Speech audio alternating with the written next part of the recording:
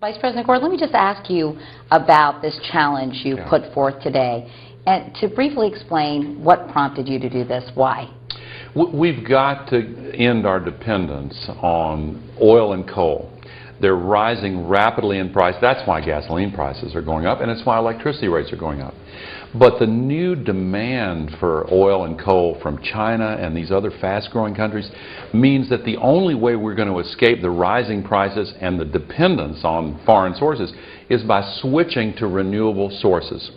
And now that the coal and oil have gone up so high and the engineers have brought down the cost of solar and wind and geothermal, now it's competitive. And if we make a big commitment to take all of our electricity over to renewable sources, then the cost will come down more quickly. We'll have less pollution, lower cost, and a better national security guarantee. Don't we get a lot of our electricity from natural gas as well? Well, most of it comes from coal, some of it from nuclear, from hydro, some from natural gas, and some of the new units built in the last few years have come from natural gas. Natural gas is a little bit cleaner than oil and much cleaner than coal. But and it's a transition fuel, but in the longer term, we really should switch to solar and geothermal and wind energy. Do you think clean coal is an oxymoron? There's no such thing as clean coal. It's non-existent. Theoretically, it might be possible many years from now to come up with a way to clean it as it's burned, but there's not a single demonstration project in the United States. They're not doing anything to put substance to the slogan clean coal. Clean coal doesn't exist. Doesn't it take as much energy to produce it as it would to burn coal? I mean, isn't that the argument against it? The whole process is, I mean, we don't have to get into great detail here, but that's my understanding anyway. One of the reasons they have been slow to install these systems for capturing the CO2 when the coal is burned is that it's expensive. But with more work and some point in the future after that work is done, it may be possible. But the burden should be on those who are burning it to show that it can be clean. It's not now. And just to say it's clean, that's deceptive. You've set a 10-year deadline. Is that realistic? I think it is, because there's some challenges. Think of the Apollo program, the interstate highway system. There's some challenges that are really important to the future of the country that can't be done in a single year or 2 years. But setting a 40-year goal, nobody takes that seriously. 10 years is about the limit of what we can stay focused on and can sustain a really sizable national commitment.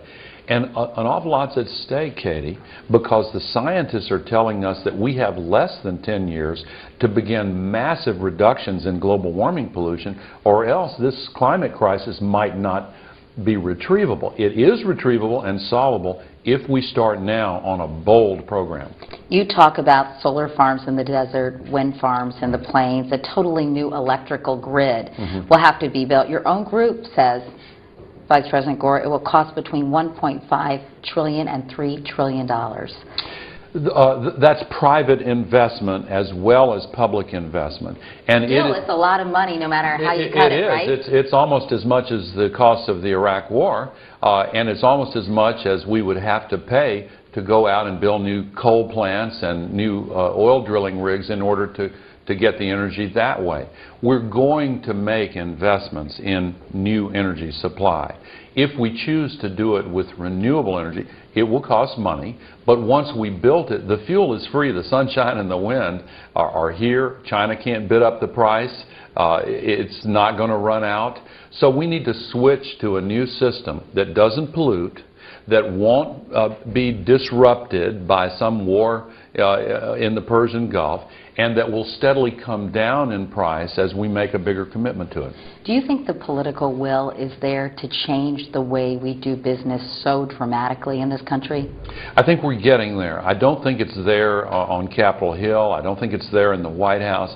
I think it's beginning to build pretty steadily among the American people. People are really hurt by these high gasoline prices, and people have caught on after 35 years to the fact that simply producing more oil does not bring down the price of gasoline. Hasn't in the past, want in the future, because these new growing economies in China and elsewhere are bidding up the price of oil, and so gasoline prices we've got to break free of this limited supply of dirty fuels and shift over to a source of energy that's based on fuel that's free and equipment that's high technology and is steadily coming down in price.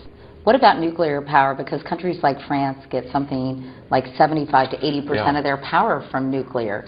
France is unique. It's a special case. We have a lot of nuclear plants in the U.S., and I'm not anti-nuclear. I'm a little skeptical that it's going to play a much bigger role than it does now. I think it'll continue to play a role.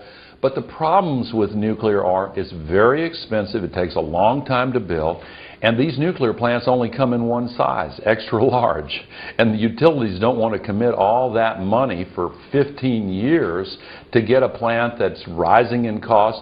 And of course, the fuel also has some problems, because if it gets out to other countries that can't be trusted, it feeds the problem of proliferating nuclear weapons.